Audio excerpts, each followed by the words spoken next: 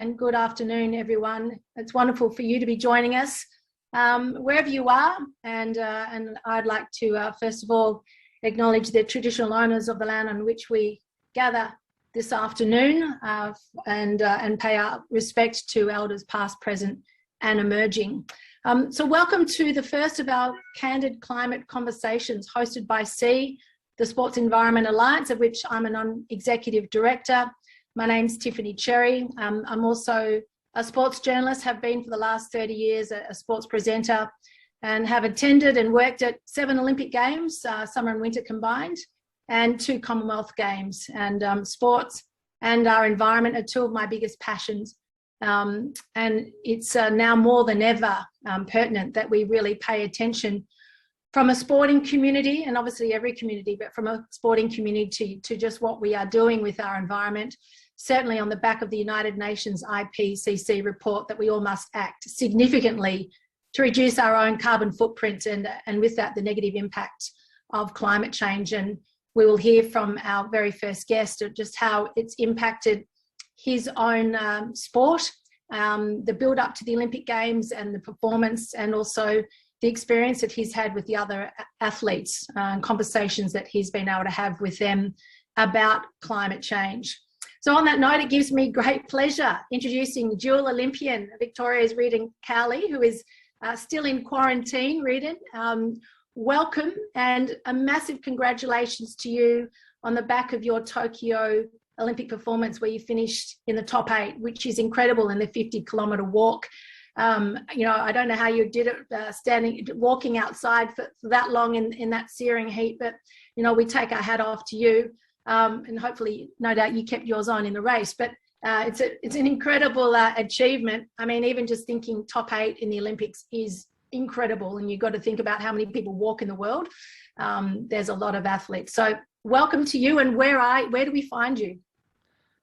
Thanks, Tiffany. I'm on Yugara country in Brisbane at the moment. I got less than a day of quarantine to go. This is my last full day, and tomorrow I get to fly home to Melbourne and enjoy a chance to be outside for a couple of hours a day and have a few extra rooms to visit. So as a walker, have you been walking around and around in circles? No, not too much. I've actually got a exercise bike in the room. I've been fortunate in Brisbane. We can rent some sort of small fold-up exercise bikes, and just been turning the legs over that way and doing some skipping with an invisible skipping rope in here as well, just to make sure that the legs remember how to have sort of a bit of load. And it's been good to have the quarantine in some ways to rest my legs after walking 50 k's, but at the same time, it would have been nice to be able to go outside and maybe just go for some easy walks. So I'll have a bit to catch up on when I get home. Yeah, well, not, as you said, only a day to wait. So no doubt, really looking forward to that and connecting with your family and friends who are waiting with open arms to give you a massive hug. Obviously, family who's allowed in your bubble. So tell us a little bit about yourself. As I've said, that you are a walker and you're a 2-time Olympian. You competed as well in the 20K in Rio. And tell us how you became a walker and exactly what that event is. So when people ask me when I first started walking, I usually like to make a joke about starting walking at, I don't know, about 11 months or so. I have to ask my parents the exact date when I started walking. But no, in terms of race walking, I first came across that at Little Athletics when I was 8 years old. So I'm 30 now. So race walking the best part of 22 years. I enjoyed it at Little Athletics because between that and distance running, those were the events that I was just pretty good at to start with. And when you have a little bit of success at a young age, it sort of helps encourage you to stick around. Then as I continue that through sort of teenage years at school, there was a chance to win some state championships and keep having a little bit of success. But I kind of decided that it'd be good to keep pursuing it as an adult and maybe have a chance to make some Olympic teams after I made my first Australian team when I was 17 years old. It was a trip to Russia for the World Walking, Race Walking World Cup. They keep changing the name of the of the event, but and that was in when I was 17. So that sort of opened my eyes up to the ability to travel and see the world and make some friends from other countries. So it's kind of a little bit of how that all started. And how big is the sport of walking? Because we hear about the 100 meters, and that is sort of like the blue ribbon event, or the 50 meters in swimming. As we've said, everyone walks, or most people walk. How big is it in terms of from a competitive global perspective? So when it just comes to just race walking, I think at the most recent editions of the Race Walking World Cup, there's been over 100 different countries competing. So it's actually, really accessible, and there's countries from all over the world participate. So it's one of, athletics is pretty diverse, and lots of countries compete in it because it's quite accessible. But walking as well is one of the accessible events of athletics, given that so many different countries participate in it, and so many different countries do well at it. So in my event, in the top 8, there were 8 different countries featured. Wow. In the Rio Olympics, in the 50 kilometres, the top 4 came from 4 different continents. So wow. it's a really open event in that respect. And for those who are just joining us, we're getting some who are just coming in. We're speaking with Rhydian and Cowley, and you've joined our Candid Climate Conversations hosted by C. And my name's Tiffany Cherry. We're speaking with Rhydian, as I just said, who's just returned back from the Tokyo Olympics. He's still in quarantine for another 24 hours, but finished in the top 8 in the world, which is, well, at the Olympics, which is phenomenal. So Rhydian, you've just given us a bit of background about how you became a walker. So what about your passion for our environment? Where did that start? What's the genesis? I don't know. I think for me, it's hard to pinpoint an exact moment when I decided I liked or I cared about the environment. I mean, I've always enjoyed being outside and in nature, and even just being mindful of if my family went for a walk in the park, to make sure that we took any rubbish with us and didn't drop it there. But in terms of specifically the environment and climate change action, the really big activating moment for me was the Black Summer bushfires of 2019-2020, because the impacts of climate change are here now, and they're not way off in the future. And that was reinforced in the recent IPCC report. If we don't do anything about it, it'll get even worse. But I also just kind of realised that I can't sit around waiting for other people to solve climate change. I have to sort of get out there myself and help them. And I think that's kind of the thing of, it's a problem that no one person can fix. So we all need to go and work out there and chip away and do our bit. Yeah, and you've recently joined C as a Sports Environment Alliance ambassador. So welcome aboard. And this is our first official engagement with you, and it's great to have you on board. How will you use your new position to make a positive difference?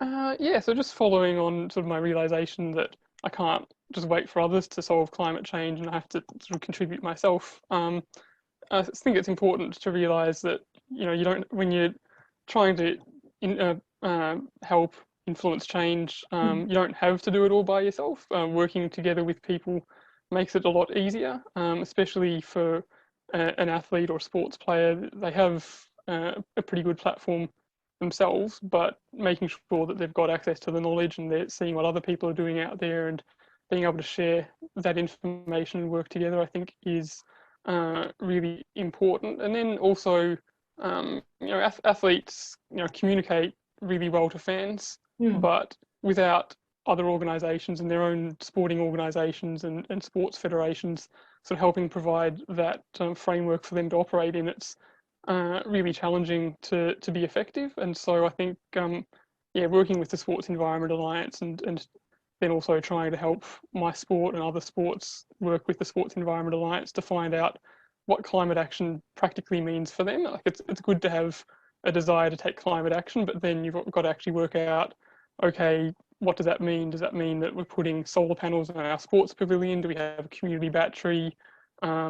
Is our sports ground, a grass or synthetic pitch, which is better? How do you attract people to be involved? How do you get club members to reduce their own emissions at home? It's something where you have to sort of really work together, and having an organisation like C that can help give people information, help make sure that they're not having to reinvent the wheel, or they can learn from other people's mistakes and successes. I think that's really important. So for me, it's just trying to contribute and be another voice that's contributing positively in that sense, and giving people concrete actions that they can take.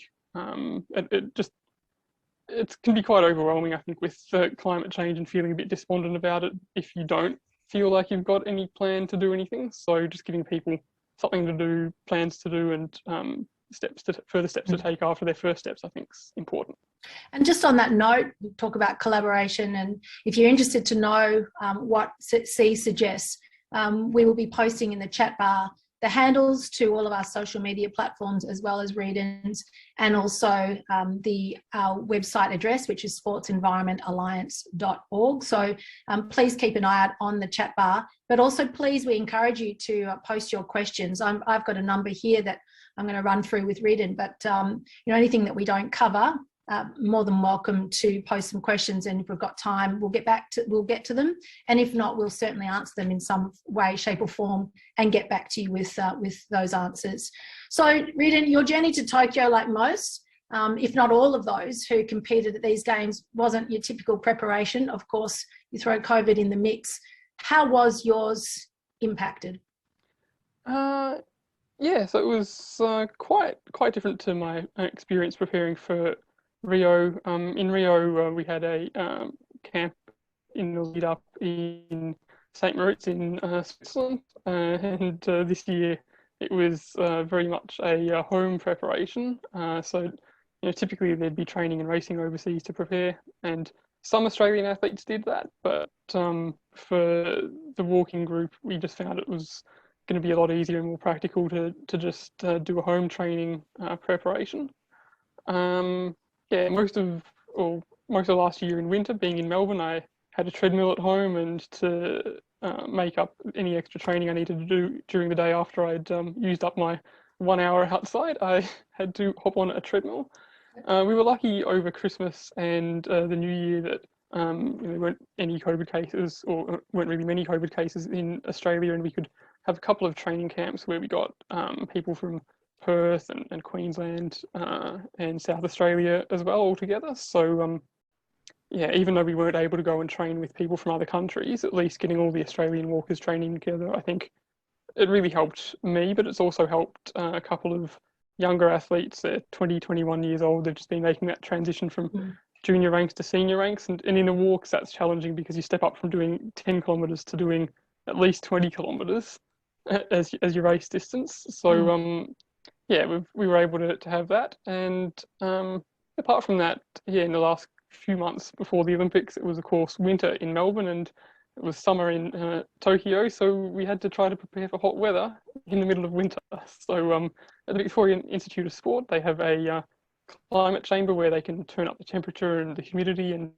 if they want as well, they could turn up the altitude in the tent, in the room rather, as well. And so I was training in there a couple of times a week with some of my other training partners that also went to the Olympics. Then we did go to Cairns for a staging camp for 3 weeks before flying out to Tokyo. And that was weird at that point because I've spent so long not talking to many people, not seeing everyone else from my athletics community. So suddenly, having all these people to interact with was just strange. Yeah. Were there any events cancelled in the lead up? I mean, there were, but some of those big events, I think because of climate change, let's put COVID to the side for a moment. But in fact, the impact of climate change caused some cancellations. So I'm not sure if that necessarily impacted the race walks specifically, but I was aware in June when the United States had their Olympic trials, that was in Eugene in Oregon on the Pacific West Coast of America, and they actually had a couple of their days of competition were interrupted because of the heat dome event where there was extreme temperatures and it was just not actually safe for any competitions to be held at a few points there.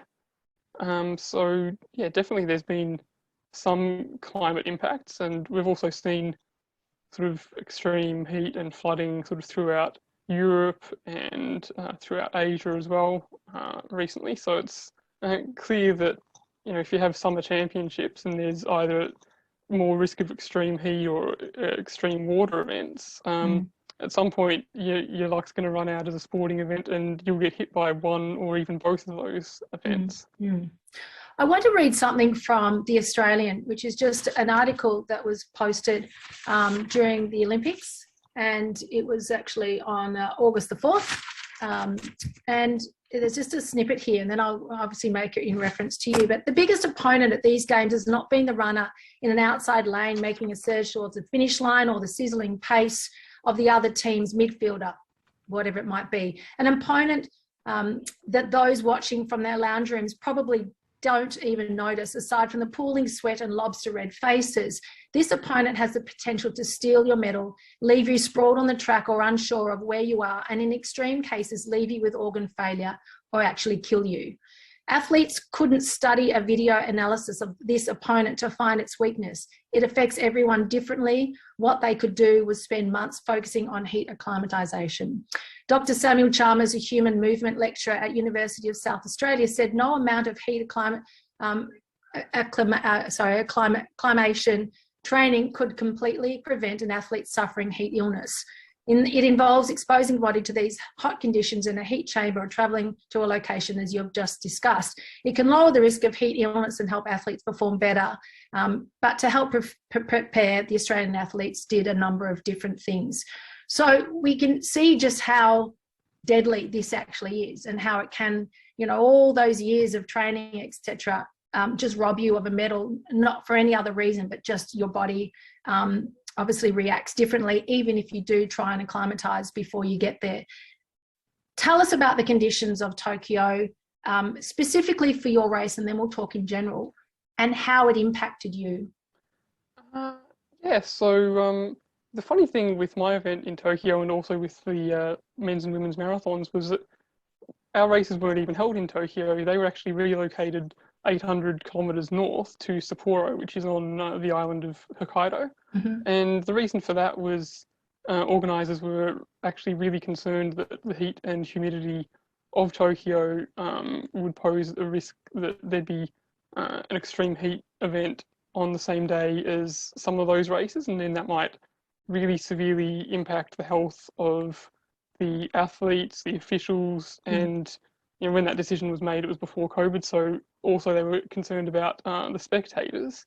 And even despite that move to mitigate risk, we still ended up with basically a whole bunch of really hot days. It might have even been the hottest week of the year in Sapporo, where we were racing. So during the day, it would maybe hit a top of 32 or 33 degrees, which, I suppose if you've had 40-degree days in Australia, you might think that's not too bad, but this was a really humid heat. So in my race, when we finished at about 10 o'clock in the morning, I think that was when the last athletes were finishing, it was already 30 degrees and 70% humidity, which is, to get a bit more of an idea of it, you kind of need to look at wet bulb temperatures and what is recommended around safety for that. But that's really starting to push into those red areas where they say, hey, really cut back on your exercise and cut back on your exercise intensity, and yet athletes are still trying to perform at their best in those conditions. So those who don't understand that, what is it like? Is it like breathing in water? Is it like, can you explain? Can you compare it to anything else that you've experienced? So in 2019, they had a world championship for athletics in Doha in Qatar, and that was even tougher conditions. So I think we were racing in 32 degrees and nearly 80% humidity there. And you couldn't walk outside, basically stand around without sweating. So the moment you started to try to exercise, it felt like you were breathing in it or walking through a soup. And instead of, for example, walking at 5-minute kilometres for an easy walk pace, you'd be struggling, feeling terrible walking 6-minute kilometres or slower, and sweating so profusely that you could walk for 5 or 10 minutes and you could wring out your shirt and it would be just like so much sweat coming out. So those sorts of conditions are almost so alien to what you're used to and what you're used to when you're trying to perform well, that it becomes a big challenge to work out what pace you need to go at and just how to mentally get yourself through it. without sort of wanting to pull off the course and start crying. And you're out there for roughly 4 hours, correct? For the 50 kilometers. Did you walk to times that you normally walk to, or were you significantly slower and the rest of the field slower, or how did you compare? So I was actually the only person in the field to walk a personal best in the Olympic 50k. But I think, given when I walked my last 50k, and I've only done 2 of them, I think that was probably a reflection more that my personal best was a bit slow, and it should have been closer to where everyone else's that was around me in the top 8's personal bests were. But yeah, basically, if you look at previous Olympic winning times and the Olympic record and where some of the top athletes' personal bests were and where they finished time-wise, it was really slow. So there was quite a performance impact of the conditions, but it was also, the race was walked, I think, about 13 or 14 minutes faster than it was won in the Doha World Championships. So it just is an indication of just how tough the Doha World Championships were. But yeah, basically it was the first 20 kilometers where we were walking was basically at training paces or even slower than training paces before everyone slowly started to speed up. Because everyone just wanted to be really cautious because we were really cognizant of the weather impact. And did many athletes pull out because of the heat? And did you know of any officials that were severely affected by the heat, or I believe there were some fans that were allowed around the course? Yeah, so in Sapporo, because their COVID numbers weren't as high as Tokyo, I think they didn't specifically ban spectators. But yeah, certainly there were some athletes that really suffered. There's a number that did pull out, and I think that may have had the heat may have had a bit of an impact on that. But certainly, yeah, there were some walkers that were next to me at 35 kilometers that I ended up lapping, and this is a 2 kilometer lap, so they ended up finishing way behind me. The person who finished 4th, he was in 3rd place, like clear 3rd place with 500 meters to go, and he just completely was cooked and got overtaken. And had to finish in a wheelchair, and he looked pretty out of it when he was in that wheelchair when I saw him getting wheeled off. So yeah, I think a lot of athletes prepared pretty well for the heat, all things considered, but it still took it out of us. And that's, elite athletes with access to so much, sports dietitians, physiologists, so much support to be able to make us perform well in hot weather. So if it can do that to us, it's going to be a lot harder for grassroots community sports, particularly in regional areas that don't have that access to that knowledge or the resources to deal with the hot weather. And that's just on the hot weather days when you're trying to have a competition. That's not even thinking about how do you maintain like a cricket pitch or a footy oval in a drought. Yeah, it's phenomenal. What were the conversations, the candid climate perhaps conversations or performance conversations you had with the other athletes? Did the climate, the environment, the temperature, I'm sure it got a big run within those conversations? So it's kind of one of those weird things where I think lots of people are aware of what the issue is, but the challenge is really for us athletes knowing how everyone else feels and how to have that first initial conversation so that everyone understands where everyone else is on that. But there's definitely an increasing understanding that hot weather championships in the summer are just, you're more likely to have an extreme race. So I've definitely got a few race walking friends. There's a person, New Zealander, Quentin Rue, he lives in Melbourne.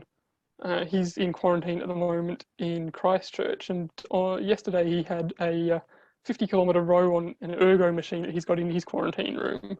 And one of the reasons that he basically set up that row was just to say, hey, here's an event that I'm doing, but instead of sending money to a charity for fundraising, pledge to take an action to limit climate change, like reduce your impact. So, he's aware of it. He's trying to have that conversation with his community. as well. There's a Canadian walker, Evan. He talks about it. He recorded a piece there was a webinar by World Athletics held the day before our 50K competition, so he recorded a piece, and he was talking about how walking can be as a sport something that we use to help impact our sort of emissions. If you can make cities more walkable and safer, you can reduce car emissions, particularly if it's not an electric vehicle, if it's an internal combustion engine vehicle. And you guys and cyclists are the prototype ambassadors, actually, based on that. Yeah. Yeah, for sure. Did you mentioned when we had a little chat off camera a couple of days ago that you were having a conversation with one of the officials on the bus, and he revealed how the temperature had changed so significantly in his time in Tokyo. Can you share that with us? Well, yeah, this was actually unprompted from this volunteer. So the day after my race, I was out on the bus to help man one of the drink stations for the women's marathon, because we only had so many team members in Sapporo, and they needed a few extra people just to make sure that all the Australian women would be able to get their drinks, because there's, I think, about 7 different drink stations along the way. Yeah. It's easy enough. You just sort of sit down and make sure you're awake and aware of what's going on when they're about to come past. That's impressive. On the bus, this volunteer, he told us that he'd moved to Sapporo 40 years earlier, and when he'd first moved there, Sapporo would get maybe 2 or 3 days a year at 30 degrees or above. And then he said, sorry, you just paused. At what degrees? Sorry. About 30 or more degrees. Yep. And then he said that nowadays it seems to be 2 or 3 weeks per year. And it's just kind of like those observations like that, where you're just like, wow, that's climate change, tipping where things are going to be in terms of what's the likely temperature on a given day. What are the extreme temperatures more likely to be or pass? You answered it in the previous commentary, but the question was, what are athletes talking about, how they can help? And there's a question that's come from Terry, who said here, "Hi Rhydian, how awesome is this opportunity to speak with an Olympian? There is no silver bullet to address climate change, but there is a lot of silver buckshots. Is there 1 or 2 areas that stand up in your mind that you think sport can get some early wins within?" It's a little bit, I suppose to get some early wins. I'll try to talk my way through that. Certainly, I know the United Nations has a UN Sports for Climate Action framework. Yeah. My own sport, World Athletics, is signed onto that. They've got a sustainability strategy which involves, I think, getting their operations to net zero emissions by 2030. The IOCs in their 2020 plus 5 discussions have set sustainability to be a really core piece of how they operate. So certainly from that sports level, there's the awareness that there's things that we can do, and I think then some of the ways that we can get some wins is just getting athletes supported by their sporting bodies to just communicate what's happening, what we need to do to fans. So there's things like, I know with Brisbane's announcement as being the 2032 host of the Olympic Games, there's lots of conservation groups that are trying to make it a little bit tangible for people to say, hey, let's try to make Queensland 100% renewable powered by 2032, or double the amount of national parks that we have, and sort of land being revegetated and looked after by 2032. And I think, those are some pretty good wins. I know in Tokyo, a lot of Toyota was a sponsor, and they were sort of happy to show off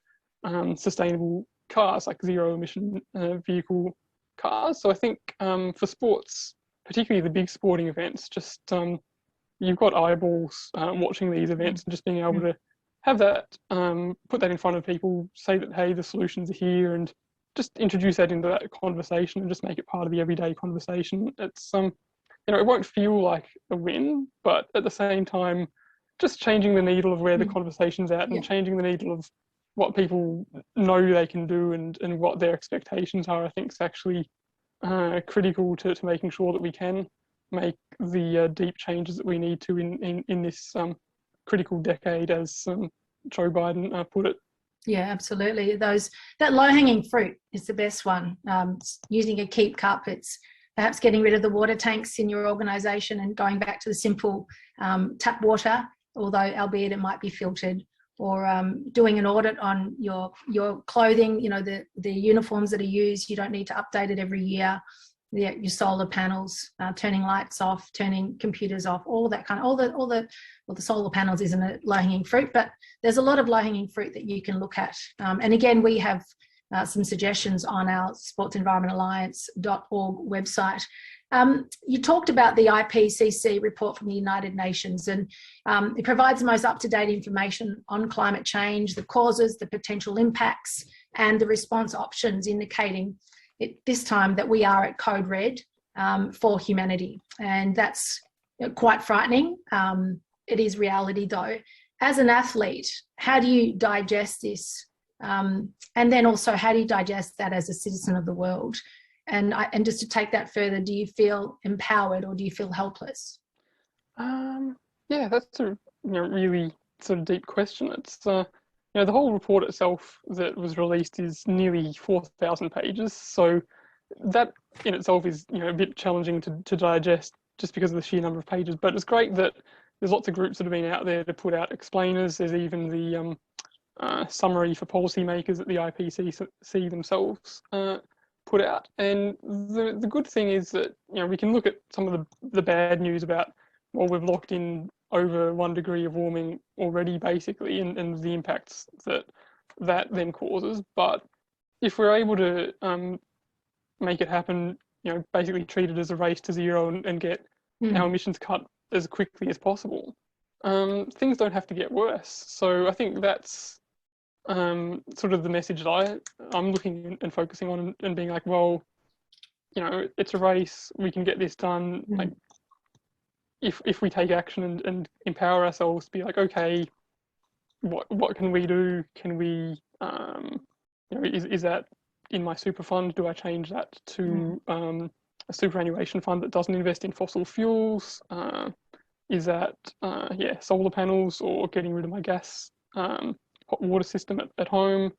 Knowing that like every gram of carbon dioxide or methane that I don't emit is doing us good and is helping us to make sure that things don't get worse. It's like, well, okay, I can feel empowered off of that. It's certainly frightening to know that things could get bad if we don't make any changes. But knowing that we can make changes and that if we do, we're going to see lots of benefits from that, I think's what I want to focus on. And then as an athlete, I suppose I know that I've got the support to be able to compete in ever increasing climate conditions that are getting just more challenging. But the thing that I worry about is like, how do the next generation of athletes do it if they're at grassroots level? Are you able to play on your pitches if there's no water to water them? If it's extreme heat conditions, or if there's a massive bushfire and there's like Black Summer, or like we've seen across Siberia and North America this year. How do people exercise safely outside if they can't breathe? I mean, we'll be moving back to the masks to protect yourself from smoke instead of the masks to protect yourself from COVID. And it's true. And I think, sporting organisations, if they're not already doing so, really need to focus on that grassroots level, because they won't have the athletes coming, or the sports people coming through at all. They won't be participating, or they'll make alternative choices. The report is the first major review of the science of climate change since 2013, and it leads up to COP26, which is a crucial climate summit in Glasgow, and it's held over the first 2 weeks of November. So make a note of that for those who are interested in following what happens there. But how do you think, Rhydian, the findings of the IPCC report will affect the way sport is played, conducted, and consumed? And you've just touched on that a little bit, but sort of from a building it out a bit more. Yeah, so like on one hand, it may not appear to change much on the surface. Certainly when it comes to what's called scope 3 emissions, so basically emissions from sports clubs or from like big events of people flying in, it's going to be difficult to change that in the short term. Maybe there'll be some scheduling changes to minimise the amount of flights, but there's already, I'm aware, I think in the EPL in England, yep. That there's basically a rankings table that they have, I think Sports Positive it might be, is put in place, yes. where they sort of compare what the different clubs are doing in terms of environmental impacts, and whether that's on the pitch or off the pitch, what they're doing to reduce their climate impact and to also do some positive things for people and for the environment. And so turning that into a bit of a game, a bit of a competition for clubs, I think is, that's already happening. And taking that, you could take that another step further from a government perspective and obviously offer financial incentives. Yeah.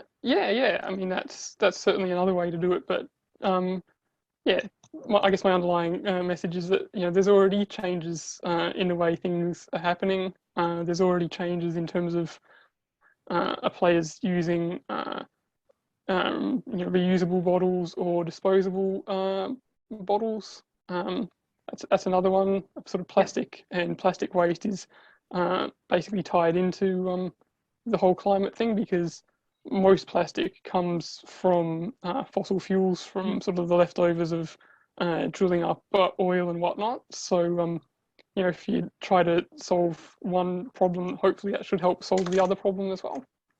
A question from a fellow director of mine with C, Liza Newman. Sustainability was a key theme of the 2020 Tokyo Olympics. What was the most impressive and practical initiative? And you may have just touched on that then, you saw the organisers implement.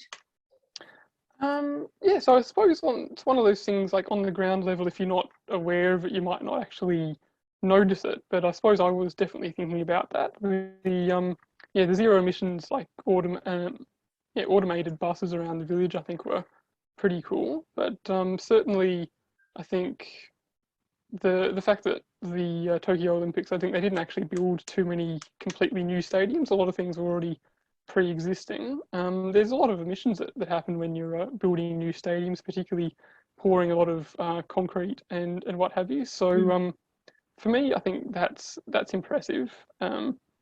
Unfortunately, if there's places that are bidding for Olympics that don't have existing infrastructure, you can't avoid that. But there are actually a lot of legacy Olympic cities and a lot of cities that have already got a lot of established sport infrastructure that you don't have to knock everything down and start again. You can think about using what you already have, and it's just that sort of follows on the general principle of reduce, reuse, recycle. The 3 R's that at least I learned at school. I'm sure there's lots of other people here as well. So just applying that on a broader level of event management, I think was good to see.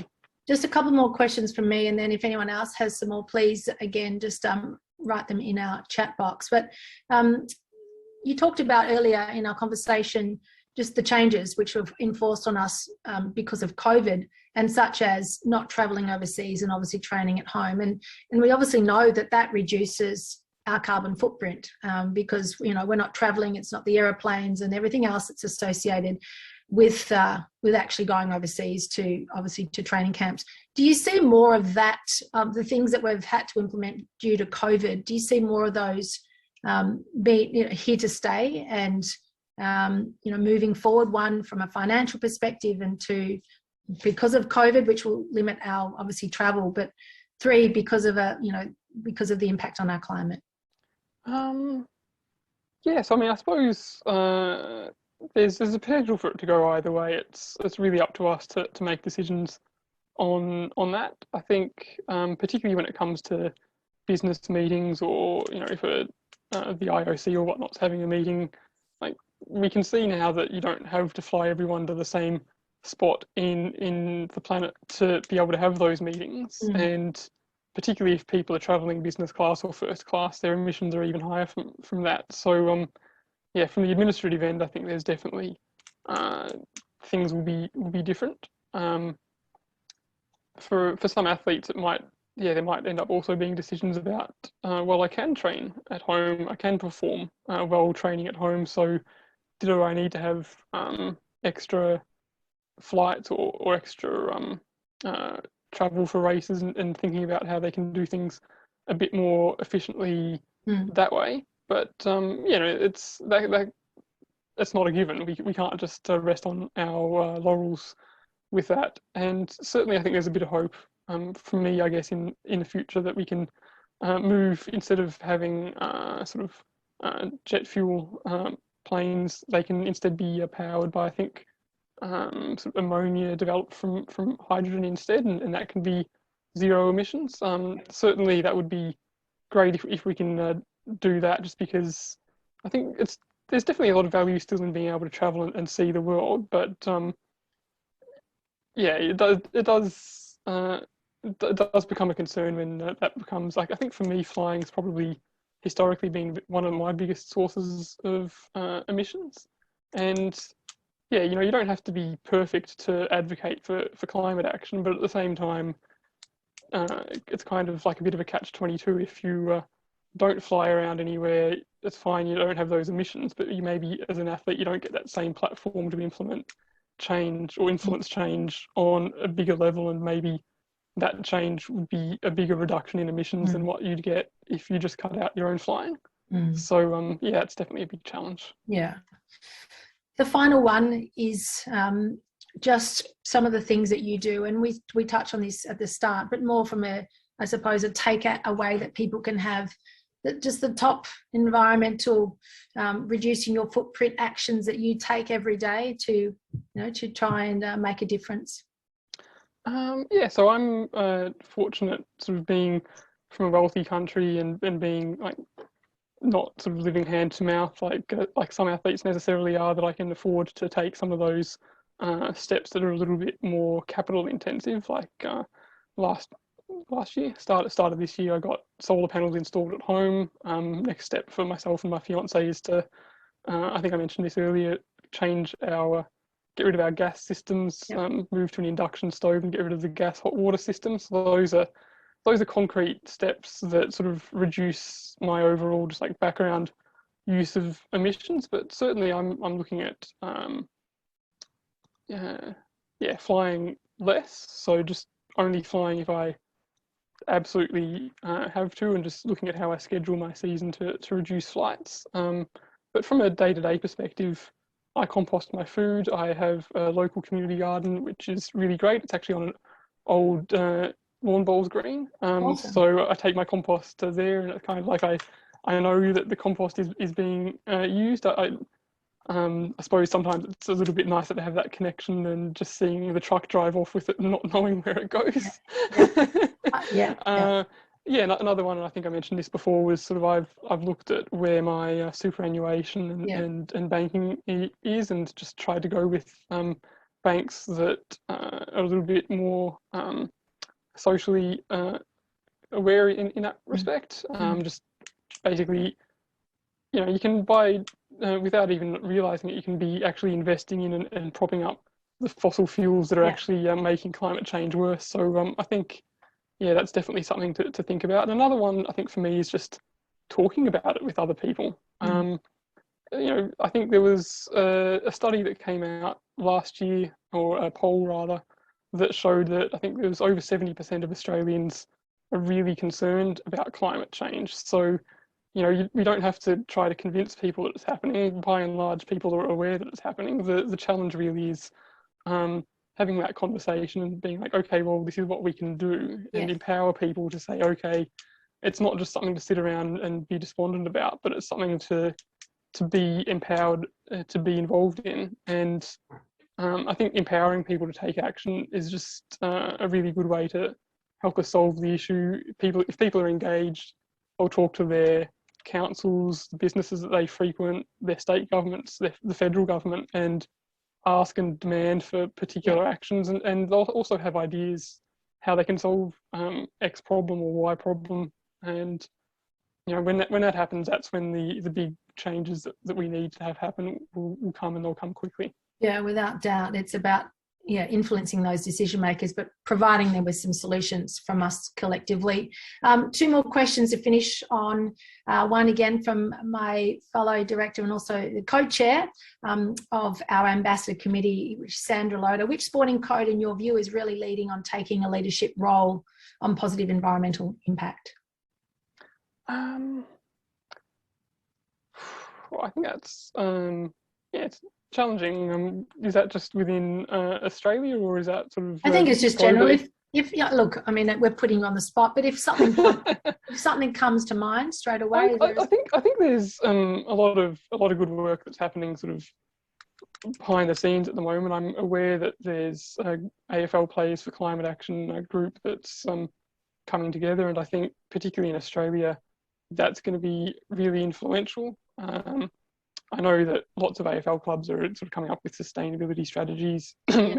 Metricon Stadium in the Gold Coast has already got a load of solar panels on the stadium that cover a bunch of its power needs for a year. So I think I'd say AFL is probably one that I'm aware of that's doing okay. But there's also other sports that are implementing heat policies and starting to think about things. So within Australia, I'd say like we're not necessarily close to the finish, but we've definitely passed the start line, and we're on our way in terms of sports taking climate action and thinking about it and incorporating that into all of their thinking.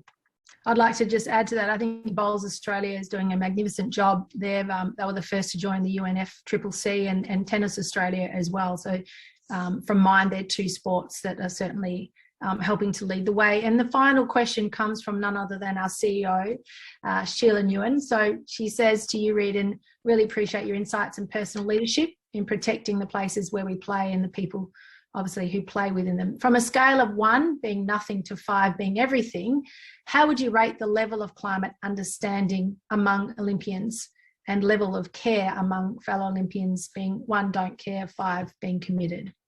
So what's their understanding and what's their care factor? I think it's challenging to sort of put everyone, like all Olympians, in that same boat. There's certainly, it's hard for me to know exactly how many people care about it, because I don't think that's something that's really been explored. I know that the IOC could, say, put out a bit of a survey and get information on that, and that would help. But then I'm also aware that there's a number of Olympians who are actually doing some really good work in this area. So Great Britain's flag bearer actually in Tokyo, Hannah Mills, she's got this really great project called the Big Plastic Pledge to reduce or eliminate, I guess, is the preferred end goal of plastic use. There's a former Canadian Olympian, Shay Smith, who's on the IOC Young Leaders Program. He's also doing a lot of good work. So there's definitely some people out there that I think are going to make a big influence, and in some cases already are making a good influence. But as for a general thing about Olympians, I really couldn't tell you. It's just too hard to know. There's so many Olympians from so many different places. So that's something we definitely need to find out. Take that to the IOC and say, hey, let's get information on this. How can we figure out where people are at, and how can we improve their knowledge? And the same about caring. I think it's just try to initiate that conversation, try to work out where we're at, and then once you know where you're at, then you can work out how you're going to get to where you want to go. Yeah, without a doubt. Watch this space. Rhydian, thank you so much for your time. I know you don't have too far to go. You're within your hotel or your quarantine room, but we sincerely appreciate not only you joining us now in your time, but obviously joining up as an ambassador for C, and all the work that you've done in the lead up to that, and the work that you're pledging to do. You're using your platform in a remarkable way, and we really appreciate it significantly from us at C, but obviously our community at large. And so to all of our attendees who have joined us, stay tuned for more candid climate conversations. And you can check here our social media handles, how to follow us. And we had in the chat bar as well, Rhydian's social handles, the Twitter and Instagram was there. So once again, thank you, Rhydian. Enjoy freedom and enjoy the next step, where that takes you. I'm looking forward to hopefully seeing you, obviously, in another 3 years' time back at the Olympics. And we'll be obviously in contact further down the line with some more that we can do with C. So thanks, everyone, for your time. Yeah, no worries. Thanks so much, Tiffany. It's good. Athletes need organisations like C to be able to improve their impact, and hopefully as well, athletes help C improve C's impact. So it's mutually beneficial. And hope everyone enjoyed. I hope my answers were a little bit insightful, maybe. Oh, absolutely, Rhydian. Absolutely. And stay tuned, everyone, for the next edition of the Candid Climate Conversations, courtesy of C. So thanks again. Have a great afternoon, everyone.